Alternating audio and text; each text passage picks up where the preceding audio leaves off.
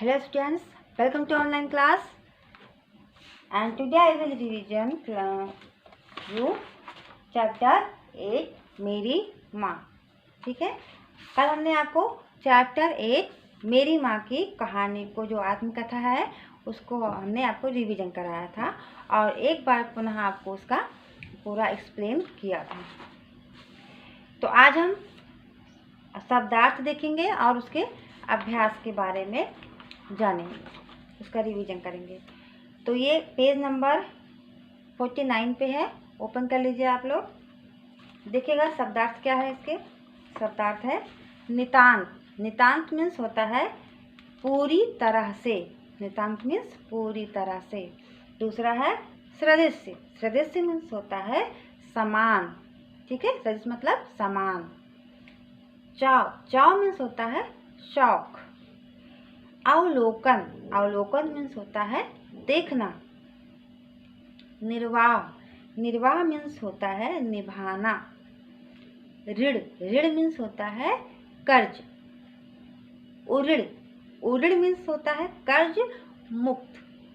ऋण मीन्स कर्ज और उऋण मीन्स कर्ज मुक्त। तुच्छ। तुच्छ मीन्स होता है छोटा या दीन। अवर्णनीय, इसका मतलब होता है वर्णन से परे।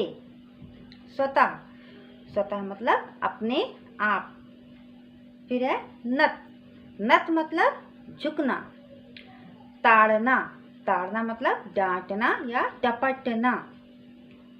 अधीर।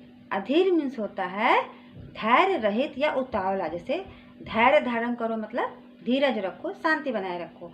और जब आ लग जाए आगे अधीर यानी कि धैर्य रहित, उसके पास धैर्य नहीं है, उतावलापन, उतावला। ठीक है। कलंकित। कलंकित मीन्स होता है बदनाम। वर मीन्स आशीर्वाद। कहते हैं ना वर दे, तो इसका मतलब आशीर्वाद दे।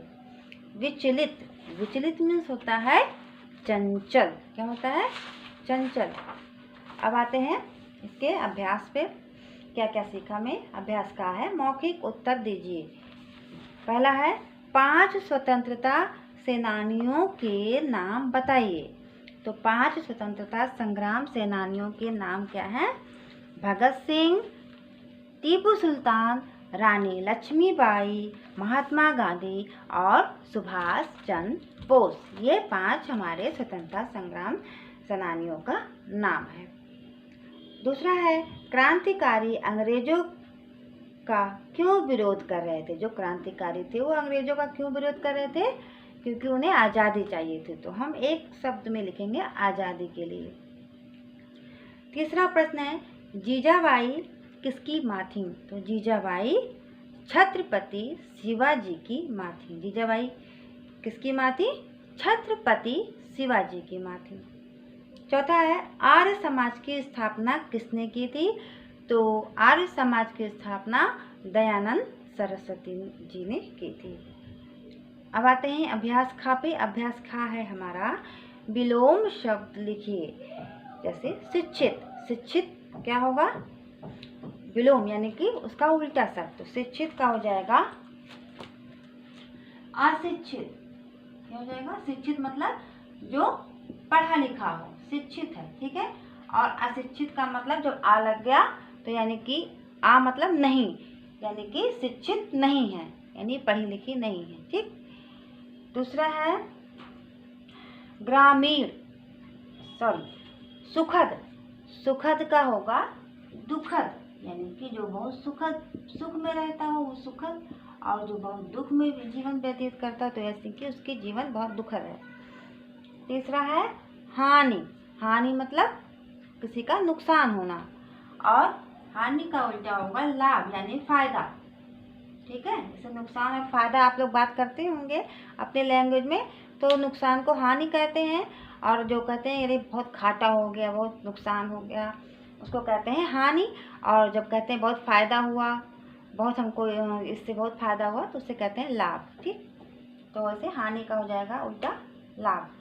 शत्रु। शत्रु मतलब दुश्मन और मित्र मतलब दोस्त, तो यानी कि शत्रु का विलोम शब्द हो जाएगा मित्र। पांचवा दंड। दंड मतलब जब किसी को सजा दी जाए, उसे बातें सुनाई जाए या मारा जाए, डांटा जाए, उसे कहते हैं दंड देना।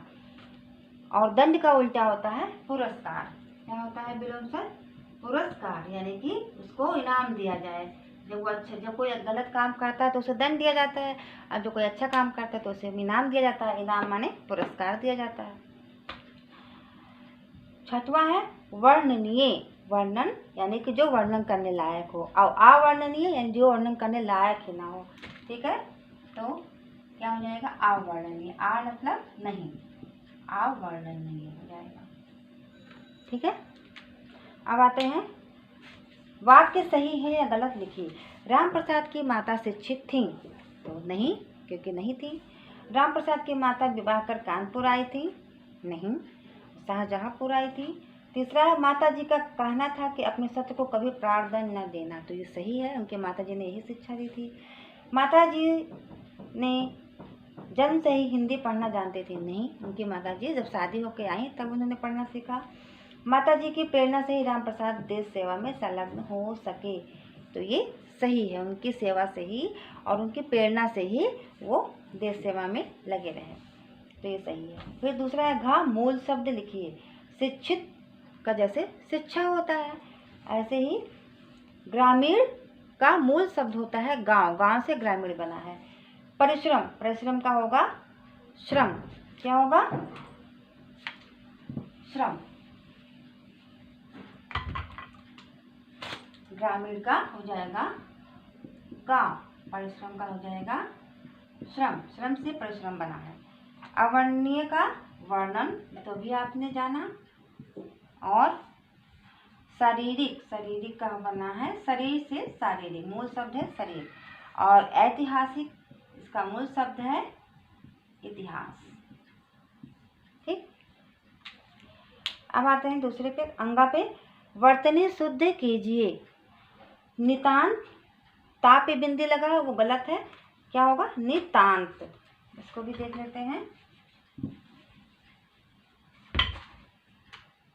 ये होगा, इस प्रकार लिखा जाएगा नितांत, यानी कि ता के बीच में लगेगा।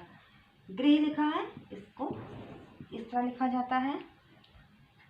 परिश्रम भी गलत लिखा है, परिश्रम इस प्रकार लिखा जाता है। तुच्छ गलत है, छा नहीं, ये वाला छा रहेगा, छा से छतरी वाला तुच्छ। ताड़ना, अड़ा नहीं, ये वाला अड़ा रहेगा, ताड़ना वो अड़ा है। और जीवन दात्री है, तो जीवन दात्र लिखा है, तो इसे हम इस प्रकार लिखेंगे जीवन दात्री।